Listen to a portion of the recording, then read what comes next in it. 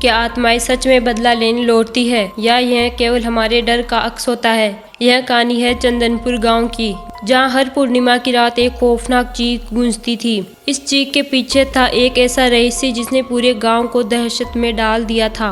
लेकिन जब 3 दोस्तों ने इस रहस्य से पर्दा उठाने की ठानी तो उन्हें वह सच्चाई पता चली जो उनकी सोच से परे थी। चंदनपुर एक छोटा सा गांव जो जंगल के बीचों बीच बसा हुआ था। गांव के किनारे एक पुराना तालाब था जिसके चारों ओर घना जंगल था। गांव वाले इस तालाब को मौत का सरोवर कहते थे। यहाँ न कोई आता था और न ही जाने की हिम्मत करता था। हर पूर्णिमा की रात जब चांद अपनी रोशनी फैलाता तब तालाब से एक स्त्री की चीख गूंजती। गाँव वाले कहते थे कि यह कुसुम की आत्मा थी। कुसुम जमींदार रणवीर सिंह की बेटी अपनी सादगी और खूबसूरती के लिए पूरे गाँव में मशहूर थी। लेकिन गांव का तांत्रिक भैरवनाथ जो काले जादू में माहिर था उस पर बुरी नजर रखता था। उसने कई बार कुसुम के पिता को धमकाया कि कुसुम को उसके हवाले कर दे। एक रात कुसुम अचानक गायब हो गई। अगले दिन उसकी लाश तालाब में मिली। उसके शरीर पर अजीब निशान थे, मानो किसी तांत्रिक अनुष्ठान का हिस्सा बनी हो। कुसुम की मौत के बाद गाँव में अजीब अजीब घटनाएं होने लगी। तालाब से अजीब आवाजें आने लगी, बचाओ, मुझे यहाँ से बाहर निकालो जैसी चीखें। तालाब के पास जाने वाले लोग कभी वापस नहीं लौटते।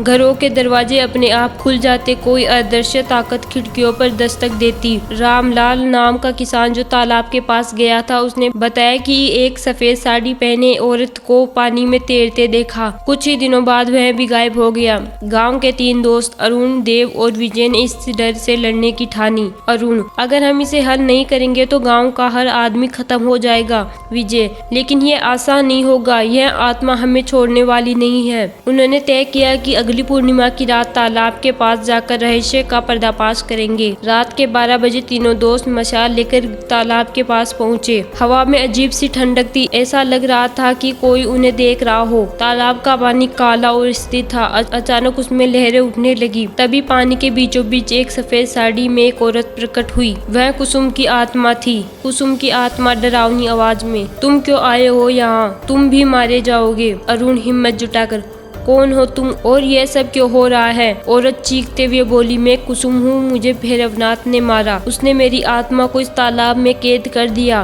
वह अब भी जीवित है और मेरे दुख का कारण है। तीनों दोस्तों ने गांव लौटकर भैरवनाथ को खोजने की योजना बनाई। उन्होंने पुराने खंडरों की तलाश शुरू की। वहाँ उन्हें एक अजीब सी गंध आई। खंडर के अंदर उन्हें भैरवनाथ को देखा। वह काले जादू का अनुष्ठान कर रहा था। भैरवनाथ उन्हें देखकर जोर से हंसना शुरू कर दिया। भैरवनाथ, तुम मुझसे बच नहीं सकते और मैं अमर हूँ। कुसुम मेरी ताकत है। विजय ने तांत्रिक पर मशाल फेंकी। आग लगते ही खंडर में जोरदार विस्फोट हुआ। दीवारें गिरने लगी। तांत्रिक की चीखें चारों ओर गूंजने लगी। भैरवनाथ की मौत के बाद तालाब का पानी शांत हो गया। कुसुम की आत्मा प्रकट हुई। कुसुम शांत स्वर में, मैं अब मुक्त हूँ। तुम्हारे साहस ने मुझे शांति दी। गाँव के लोगों ने वहाँ एक मंदिर बनाया और तालाब को कुसुम सरोवर का नाम दिया। कभी कभी बुराई, इंसानी लालच और पापों की जड़ से जन्म लेती है, लेकिन सच्चाई और साहस से बड़ी कोई ताकत नहीं। इस कहानी में हमें यही सिखाया कि इंसानियत की जीत हमेशा सुरक्षित है।